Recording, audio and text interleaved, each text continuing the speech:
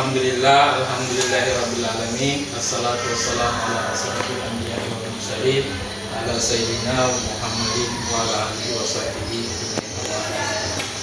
Puji syukur kita panjatkan kehadirat Allah Subhanahu wa taala. Hari ini kita masih diberi kesempatan berhadir pada pagi hari ini untuk mengikuti materi budaya positif. Jadi hari ini Bapak akan membahas budaya positif. Jadi bagaimana kita memberikan hal-hal positif di sekolah, kedepannya tidak ada lagi kayak perhubungan atau hal-hal yang merugikan siswa. Jadi kalau bisa kita itu harus berpihak pada siswa.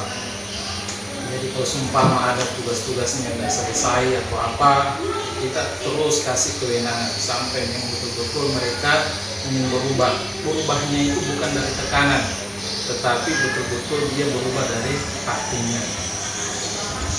Jadi perkenalkan,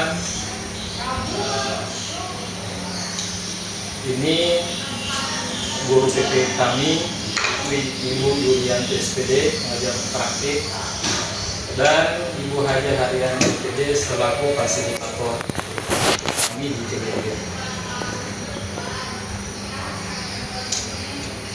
Jadi Bapak hari ini akan membahas kesimpulan mengenai peran dalam menciptakan budaya positif di sekolah.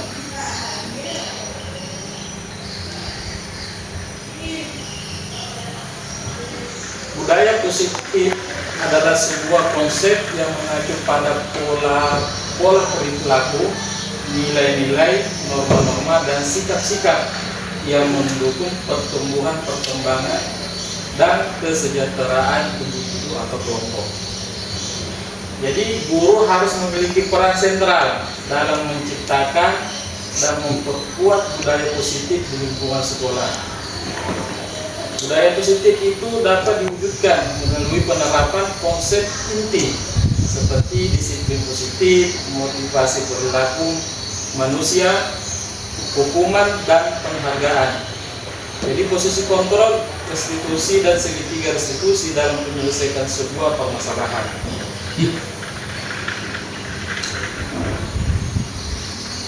Ini disiplin positif. Disiplin positif adalah suatu pendekatan untuk menerapkan disiplin dari dalam diri anak tanpa hukuman dan hadiah. Jadi biasanya kalau pendisiplinan itu tidak perlu lagi kekerasan, tetapi bagaimana kita mengajak kepada siswa agar mereka merubah dirinya tanpa kita takuti atau apa. Kan ada namanya, kita juga sebagai guru itu sering menakuti mereka supaya tidak melakukan hal-hal yang demikian yang sering dia lakukan. Kita juga sering memberikan hadiah supaya mereka termotivasi untuk belajar. Tetapi untuk semacam acungan jempol itu tidak apa-apa. Tetapi dalam bentuk barang atau apa supaya dia termotivasi untuk berubah, jangan. Jadi kedepannya tidak usah dikasih sedemikian. Tetapi kasihlah motivasi agar memang betul mereka mau berubah dari lubuk hatinya yang paling dalam. Jadi tujuan dari disiplin positif adalah menanamkan motivasi kepada murid agar mereka menjadi orang yang ingin dan menghargai diri sendiri dengan nilai-nilai yang mereka percaya. Motivasi ini berasal dari diri murid atau intrinsik, sehingga akan berdampak jangka panjang dan tidak akan berpengaruh dengan budaya hukuman dan hadiah. Jadi ini merupakan motivasi perilaku manusia, itu motivasi intrinsik dan motivasi intrinsik. Yang mana motivasi intrinsik ini menjadi orang yang diinginkan dan menghargai diri sendiri dengan nilai yang dipercaya. Sedangkan motivasi intrinsik itu ada dua, menghindari ketidaknyamanan, dan yang kedua mendapat imbalan atau penghargaan dari orang lain. Ini adalah teori kontrol. Jadi kita ini sebagai guru biasanya kita melakukan yang pertama, yaitu kita selaku guru biasa sering menghukum. Kedua, kita juga sebagai guru selalu memantau, jadi memantau anak-anak yang melakukan hal-hal negatif, kita tegur atau apa. Yang ketiga, ada juga guru yang menginginkan menjadi teman bagi mereka, jadi kita sama siswa itu ingin berteman. Yang keempat, ada teori kontrol, yaitu manajer. Yang kelima adalah kita biasa juga sebagai guru ingin membuat mereka merasa bersalah. Jadi paling bagus kita sebagai guru itu atau kepala sekolah itu mengambil kayak posisi manajer. Ini manajer di sini. Jadi di antara kelima posisi kontrol tersebut, seorang guru hendaknya menggunakan posisi kontrol sebagai manajer. Karena pada posisi ini mengacu pada restitusi yang mendorong murid untuk menjadi manajer bagi dirinya sendiri sehingga tercipta identitas positif dan berdasarkan motivasi intrinsik. Kita juga sebagai guru juga seperti itu, berperilaku sebagai manajer. Siswa juga seperti itu, berperilaku manajer sebagai manajer untuk dirinya sendiri dan orang lain. Karena kenapa? Ketika guru dan siswa berperilaku sebagai manajer, maka tidak ada lagi sistem kasus-kasus kekerasan di dalam sekolah, menegur, kasih hukuman dan apa. Jadi dalam lingkungan sekolah itu kita ciptakanlah lingkungan yang positif, budaya positif, yang saling keakrabannya itu menyatu.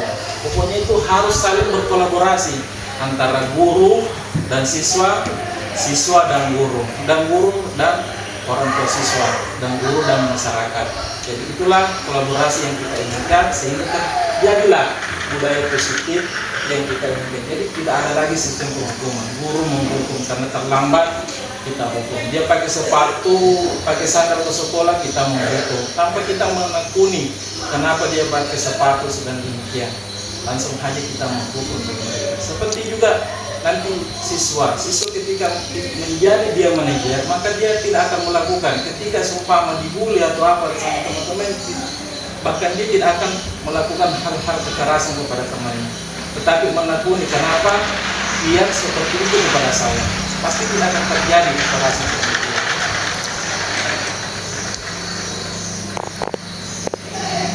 Dan terusnya merupakan nilai kebajikan universal yang disepakati secara tersirat dan tersurat lepas dari latar belakang suku, negara, bangsa dan agama.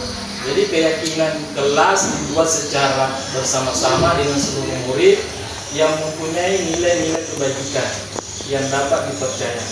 Jadi mudah-mudahan kita sebagai guru bisa membuat keyakinan kelas antara murid.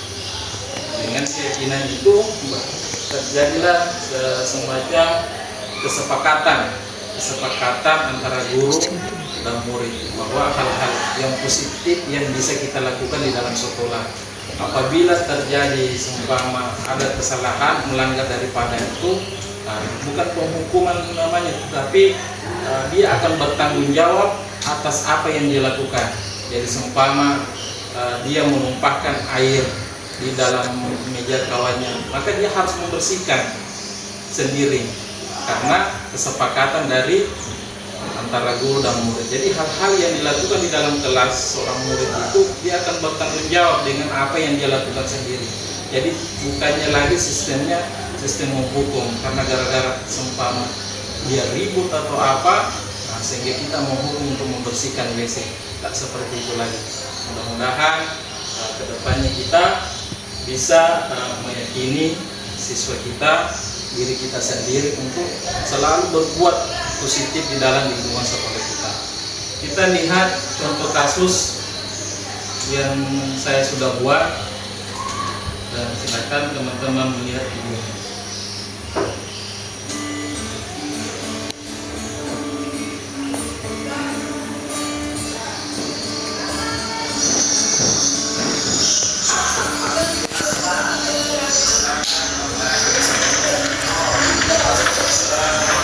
Ini contoh kasus yang pertama.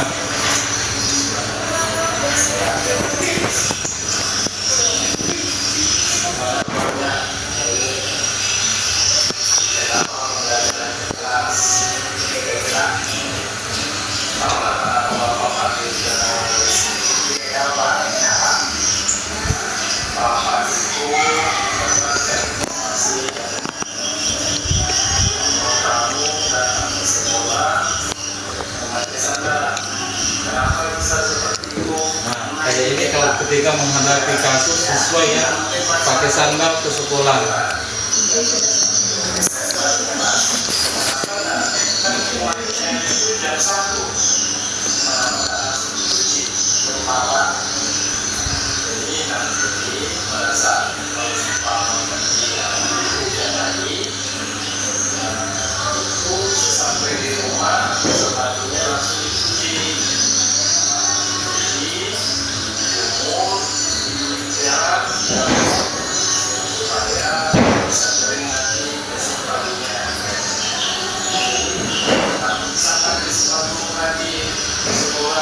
Ternyata gurunya kaku juga ketika bertanya mendiagnosa siswanya.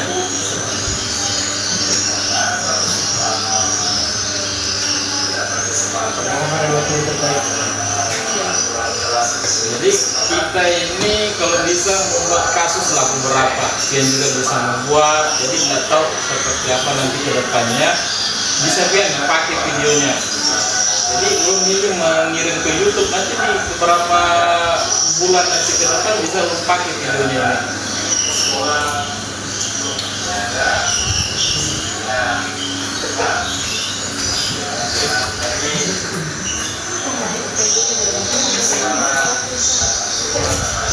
Jadi nanti juga kalau PPG kan sering bikin video atau apa.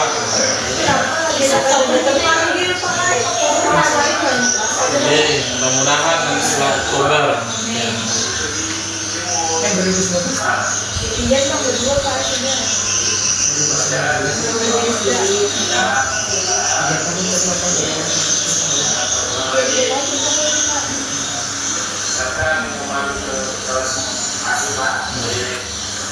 Nah, seperti inilah menghadapi ketika ada kasus anak-anak ketika memakai sepatu. Ini kasus kedua yang sering izin ke WC. Ada sedikit kada masuk akal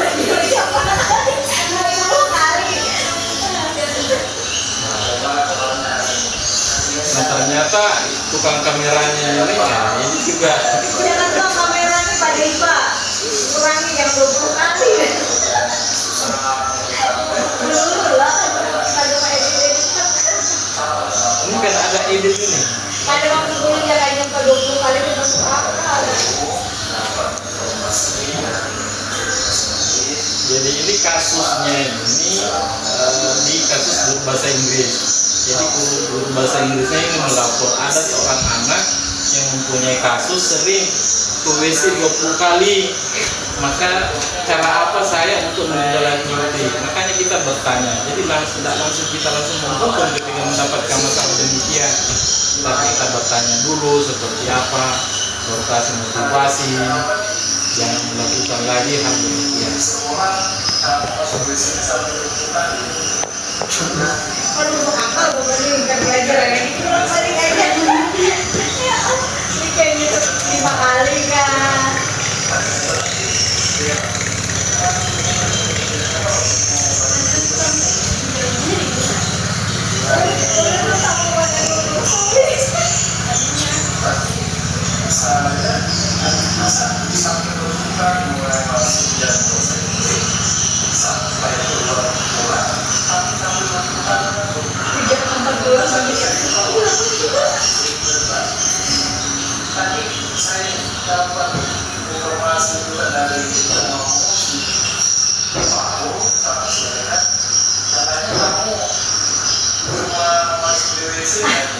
Informasi itu sama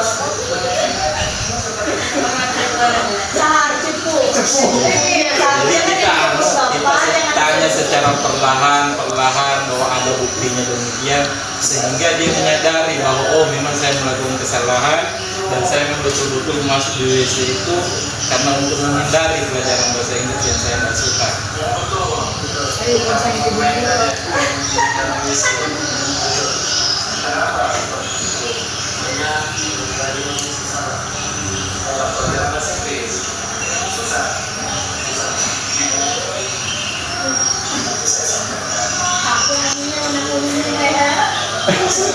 jarang lebih dia kayak makanya guru matematika kan bahasa Inggris sih kasusnya. lagi ada Iya menanya Jadi, aku ini kan acting ini cerita acting. Ya.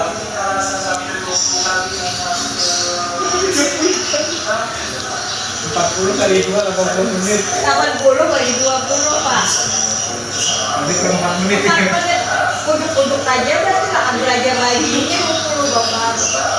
Sampaikan kepada guru bahasa Inggrisnya supaya kamu dikasih bimbingan supaya mudah untuk kasih bahasa Inggris untuk belajar bahasa Inggris ya mudah-mudahan tidak terulang lagi dan terutama ada mata pelajaran yang susah dan langsung aja dikasih sama gurunya jangan cuma merasa mau tulis dan apa. Terima kasih atas informasinya. Mudah-mudahan keadaan seperti ini, masalah seperti ini tidak kepada dikerjakan masukan.